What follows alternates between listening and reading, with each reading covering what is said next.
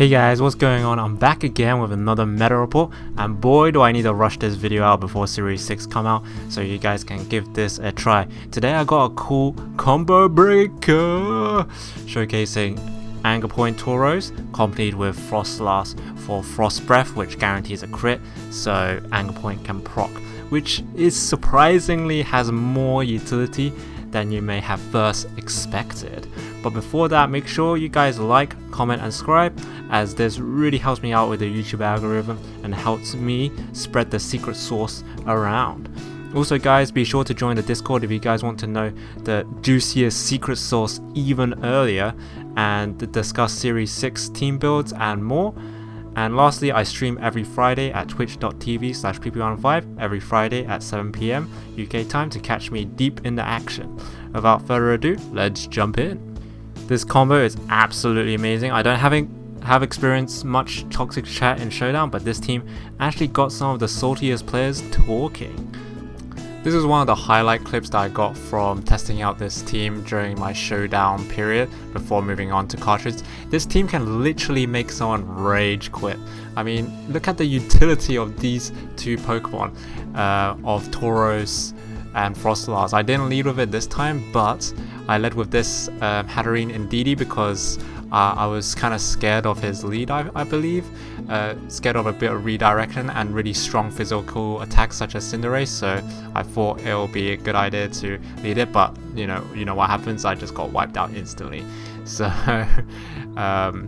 basically he calls GG, look, he calls the aggressive GG and I ally switch to call out the fighting type move. It's basically like follow me, guys. It's a cheek man's follow me. And he doubles up onto the Tauros. I get the Anger Point off and I get the Giga Impact off before and made his Cinderace slower, and that allowed me to outspeed the next turn and be able to sweep with Tauros basically. Now the Giga Impact Max Strike comes out to Gyarados Okos it at +4, and then the game's pretty much still undecided here.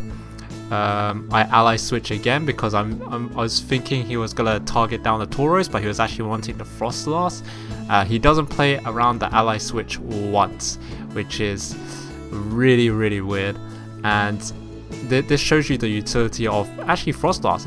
Other than able to set up the Anger Point shenanigans, it has access to ally switch, taunt and other stuff, which gives you ally switch new player, even though I believe ally switch is not that bad. It's hard to play around, yes, but it gives Pokemon a little bit more depth because it gives Pokemon access to follow me, which is a really important part of Pokemon and redirecting. I mean it's not exactly follow me, but it's very close to follow me, and I think it's a really cool utility move and should be in the game, to be honest with you. But this shows you how strong Froslass can be and how much utility she can play, especially with the Tauros and Froslass, because people want to hit the Tauros with super effective fighting type moves, and Froslass is a ghost type, so it can take it quite easily. Firstly, let's go over our boy Tauros with the ability Anger Point, which is probably the best Anger Point user right now, with the other being Crocodile, as the moves that guarantee a critical hit will always otherwise do too much damage to it, with Storm Throw, Frost Breath and Urshifu moves such as Surging Strikes and Wicked Blow. However, Wicked Blow was looking to be pretty good, but we'll get onto the Crocodile later on because I'm experimenting with that at the moment, as they're all the other moves are super effective on Crocodile except for Wicked Blow. But Urshifu attack stat is extremely high, so you gotta mess around with like some support Urshifu. The utility behind the Anger Point is similar to the weakness policy strategies, but without the need of using an item slot, and also +6 boost compared to +2, meaning with less attack investment it's going to be hitting even harder, which allows for more potent offensive cores. The stats for my Tauros involves being on Assault Vest, 196 HP, 20 attack, 28 defense, 12 special defense, and 252 speed on Adamant Nature, with the moveset of High Horsepower, Iron Head, Giga Impact, and Lash Out. Running max speed is important as its speed tier is quite good, but with access to Giga Drain / max strike boost or decreases, allows you to outspeed everything afterwards, especially very important Cinderace. 20 attack allows you to OHKO Dusclops with Lash Out, which will be even more important going to Series 6, and the rest jammed into bulk to survive and dish out as much damage with good coverage moves and boosting moves with Whack Max Quake and Max Steel Spikes too, which is, you know, can be quite significant in battles. However, Tauros really isn't the highlight. I find Froslass to be the star of the show. Froslass, especially running with Focus Sash, because it's really frail. Ability Curse Body. Curse Body is absolutely insane. In so many games, you actually disable probably their only attacking move, and they're left just protecting or whatnot. With the EVs of 252 HP, 4 defense, and 252 speed. Jolly Nature with the moveset Ally Switch, Frost Breath, Taunt, and Ice Shards. Normally Froslass gets outclassed by other supportive Pokemons, however when you literally have to use it because of Frost Breath to guarantee a critical hit on Anger Point, she's actually pretty good with an impressive moveset, having access to things like Ally Switch, which allows you to, you know, take any super effective moves for Tauros, especially the fighting moves, and be able to negate it because Froslass is a ghost type. And she has access to Taunt to stop Trick Room, enemy Follow Me users, Ice Shards to proc with the proc weakness policy, and has priority. But that's not it. I'm only running the setup move for my particular team, but this cute Kimono Ghost has access to more things such as Aurora Veil if you have a Hail Setter, Fake Tears if you need to boost out a special attacker. You can run Icy Winds if you don't need Ice type priority for proccing weakness policy instead, so you have a little bit of speed control. Will-O-Wisps for any physical attackers, Fling Shenanigans, and the list goes on, with a very decent speed tier, exactly the same as Tauros at base 110. And I do have to hone on about the ally switch though. It's really synergistic with Tauros, as typically people want to hit super effective fighting type moves onto Tauros, meaning you can easily ally switch that into Froslass, and that punch is going to phase right through her and protect our Tauros boy. I believe you guys should definitely try this combo right now before Series 6 and definitely try making a Series 6 team, especially with the best Follow Me users, Togekiss and Indeedee being bang, making it easier to set up anger points. So you should give Anger Point Shenanigans a try at Series 6. I think it might be potentially quite potent. You might have to consider running safety goggles on Froslass though to bypass Rage Powder, because I can tell you Tauros will OHKO any kind of Among Us at +6 with any move basically. So you don't need to worry about Spores as it outspeeds as well. However, let's jump into cartridge and showcase the power and utility of this duo. I think he didn't know that the Anger Point was off already, so he just went for it. Okay, this team looks like the perfect team for it. And how should we end this off? I think we end this off with what happened? I think we end this team off with the Hatterene Indeedee combo. Or we could go Hatterene Dragalge combo, which would not be too bad either actually. No, it doesn't really guarantee the Trick Room. I think this will be pretty good against the Machamp. Machamp looks pretty scary here. So does the Dhelmise here.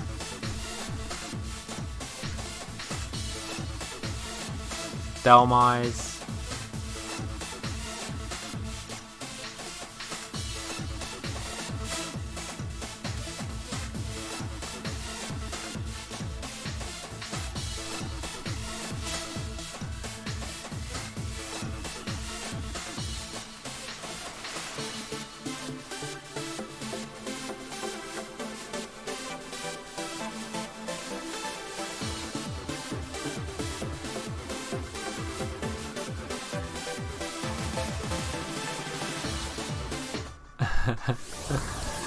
Alright boys, let's see what he goes for.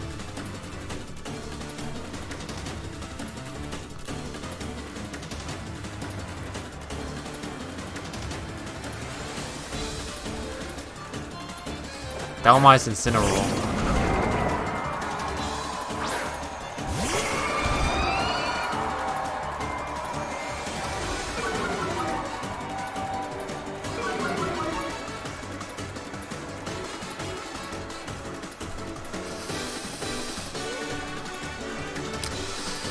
I think I'm gonna go for a Max Quake onto the Incineroar, but I know that there's a potential Bravery switch in, so I'm kind of scared of that. But otherwise, it's pretty safe. Like, we just do this. I think we just do this. I think it's completely safe, barring the Bravery switch in. But I don't think he's gonna go for that. I think he might go for some kind of weird weakness policy setup for Dhelmise. And then we can KO the Dhelmise. We might have been able to just KO the Dhelmise here with Lash Out at +6.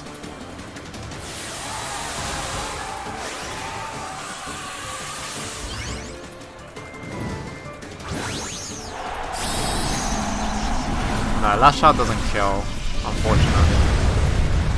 That's a bit weird.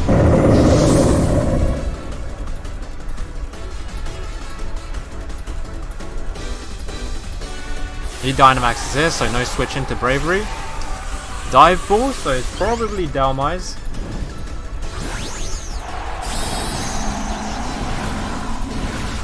So I need to do a little bit of damage onto the Dhelmise, potentially. And also I need to not miss Frost Breath. I missed it twice already.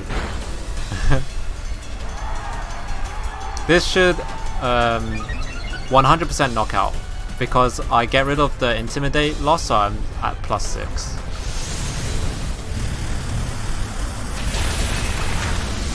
Yep.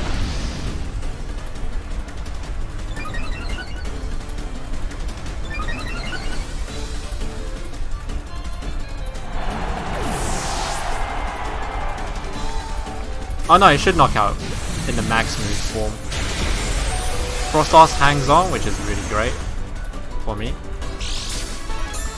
With the Focus Sash, of course. Like, without the Focus Sash, not gonna hang on for sure. No way in hell. Oh, he's on Life Orb. Okay, that's really good information. So the Lash Out will definitely kill. But I'm more scared of this Bravery that might switch in.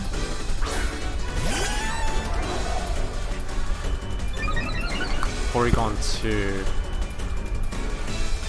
Let me just whip out my calcs quickly here. Porygon 2. Nothing kills it. So I'm just going to chip away at it. I'm going to go with the Max Darkness onto the Dhelmise, and I'm going to chip away with it with Frost Breath here. Or I could just go with Taunt here. Right, which I think is the best case. I'm so shocked that at +6, Tauros can't beat this guy up. Shocking, man.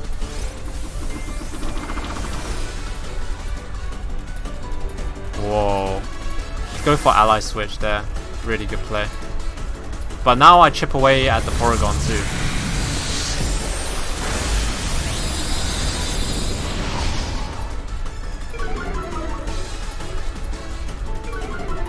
Which is kind of like, it's pretty good. Wow, that does so much damage. That was definitely a crit. Maybe.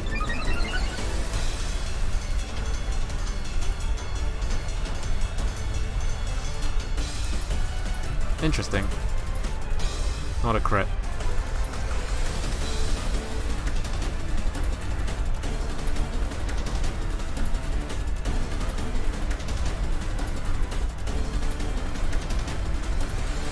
I think we should have went for Taunt here.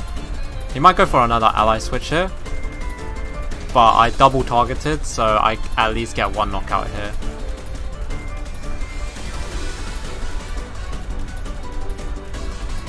So I either kill the Dhelmise or I kill the Porygon 2. Depends which one he wants to give away.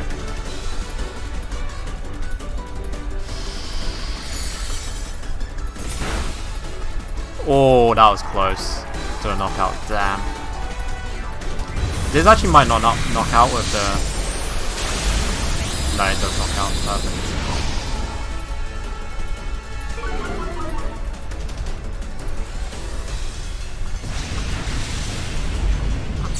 I was scared that the defense boost from the Steel Spike was gonna keep it hanging with just a little bit of HP.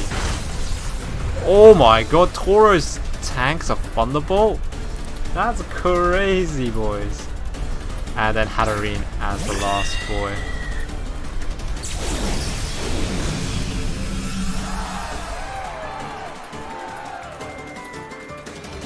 Gonna go for the Iron Head here.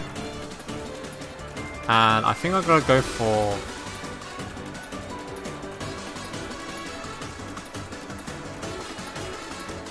I want to go for Ice Shards here.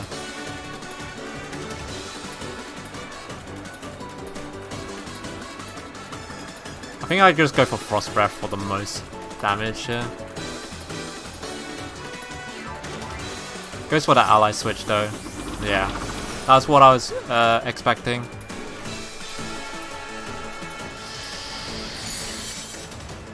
So he wants to set up Trick Room on the Hatterene.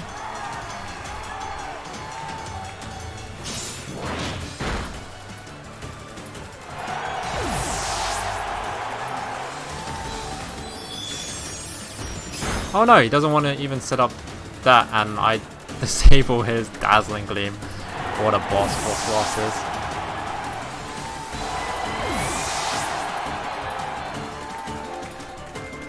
If he set up Trick Room there, I would be in way bigger problem. Well, not really. If I brought Cinderace in DD, I would be in big problem. But because he had such a Trick Room team, I just bought the Hatterene. I could have even brought in the Dragalge, which would have like been really strong too, I think. What we do here is just I think we just hit him with Dazzling Gleam. Goes for Protect here. Trying to buy out the Curse turns. Curse body turns.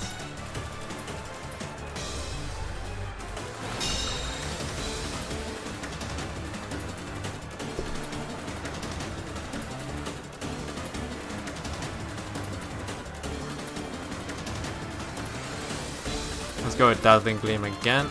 We're not gonna go for Trick Room. My Hatterene's not 0 IV speed.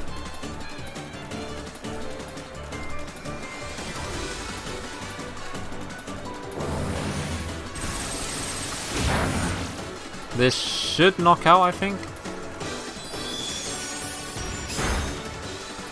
Yeah, nice.